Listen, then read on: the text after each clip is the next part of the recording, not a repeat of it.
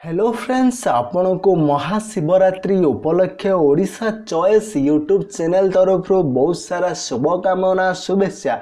तो फ्रेंड्स, आजिकली दुनिया रे आधार कार्ड गोटे जरूरी डॉक्यूमेंट हिसाब से समस्त अत्यंत गुरुत्वपूर्ण। देखो फ्रेंड्स, आपण आधार कार्ड जदि कौन भूल थाए किंबा जदि आपण आधार कार्ड उठे नहांती तेबे आपण किपरि उठाइबे बा आपणकर जो आधार कार्ड भूल अच्छी ताकू किपरि संशोधन करिबे आजर वीडियो रे मु डिटेल्स कहबी। ता पूर्व फ्रेंड्स, आमर ओडिशा चॉइस यूट्यूब चैनल को सब्सक्राइब करंतु एवं आसुथिबा बेल आइकन को दबाई दियंतु लेटेस्ट वीडियो रे नोटिफिकेशन सबुठु प्रथमे पाइबा पाई।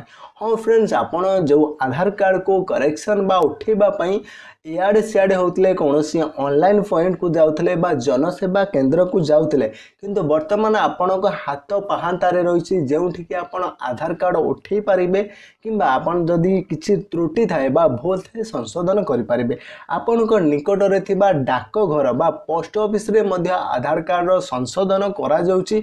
आपण माने चाहिले निजर पोस्ट ऑफिस को जाई कांटेक्ट करि पारिबे किंबा आपणक एरिया रे थिबा जोटा मुख्य पोस्ट ऑफिस आपण सेही मुख्य पोस्ट ऑफिस रे एई सब कार्य करा जाउछि। किंतु आपणक गां रे जदि ऑनलाइन सिस्टम नथिबा आपणक पोस्ट ऑफिस रे आपणक निकट रे थिबा जे पोस्ट ऑफिस अछि आपण सेटा को चली जिवे। सेटा कंप्यूटर सिस्टम थिबो एवं सेटा रे आपण निहाती भाबरे निजर आधार कार्ड उठेई पारिबे जदि आपणकर नाही, नहेले आपण मध्य जदि आपणक आधार कार्ड किछि त्रुटि थाए सेति मध्य आपण करेक्शन करि पारिबे बा सठिक करि पारिबे।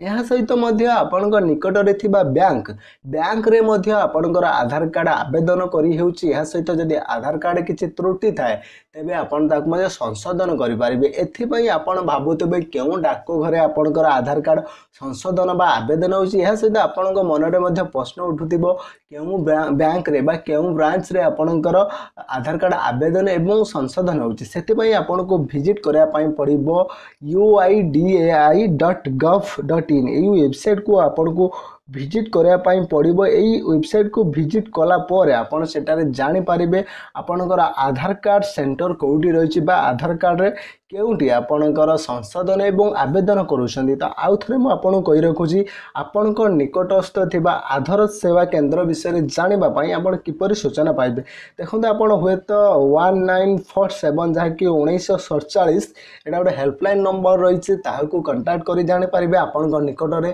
केउ आधार सेवा केंद्र रही।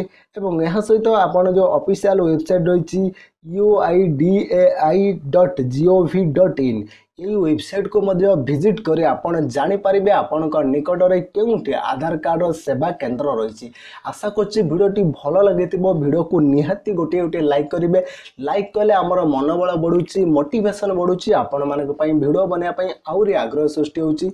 आज पई एतिके फोनी देखाबो गोटे फ्रेश वीडियो। से पर्यंत विदाय देंतु। Thank you, take care.